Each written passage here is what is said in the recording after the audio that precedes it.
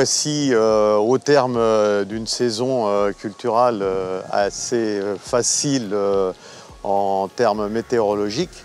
La partie vendange, cette année, elle est, comme toutes les vendanges, un petit peu atypique, mais particulièrement, on a un soin attentif sur le personnel, sur les transports et aussi sur la régularité des apports au pressoir. On a aujourd'hui rentré, au bout de 5 jours de vendange, une belle récolte et c'est pour cela qu'on est très confiant, mais toujours attentif à ce que ces gestes barrières soient respectés tout au long de ces vendanges. On se retrouve à peu près à mi-parcours de nos vendanges. Donc c'est l'occasion de revenir un petit peu sur l'année, année particulière à bien des égards, ça a déjà été évoqué, il y a le côté coronavirus qui a été l'obligation pour nous de mettre en place des mesures particulières, mais c'est aussi une année très particulière sur le plan technique.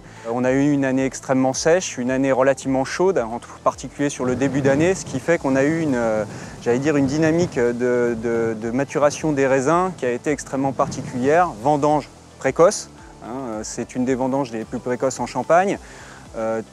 Un temps extrêmement court entre la floraison et la récolte et une dynamique de maturation qui a été difficile à suivre puisqu'on a eu une dynamique extrêmement rapide au début, une stagnation, ça repart doucement.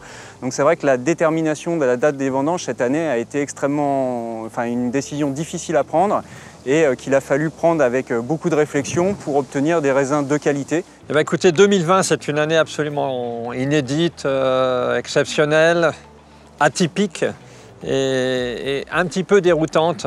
Inédite également en termes d'hétérogénéité au sein d'une même parcelle, ce qui a rendu la décision de date de vendange difficile et un décalage inhabituel entre les 3 cépages, le Pinot Meunier et le Pinot Noir ont été plus mûrs bien avant le Chardonnay.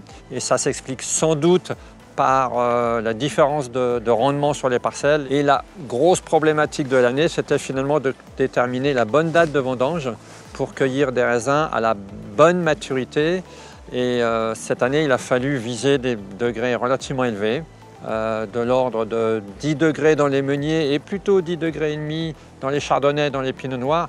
C'est à ces degrés que nous observions le basculement entre le végétal et le fruité. Et la plupart de ou je dirais la très grande majorité de nos adhérents ont suivi ces conseils, ont attendu, ont reculé les vendanges de 2, 3, 4 jours par rapport à la date officielle. Et nous les en remercions énormément. Et tous les paramètres sont au vert pour que nous rentrions une vendange d'excellente qualité.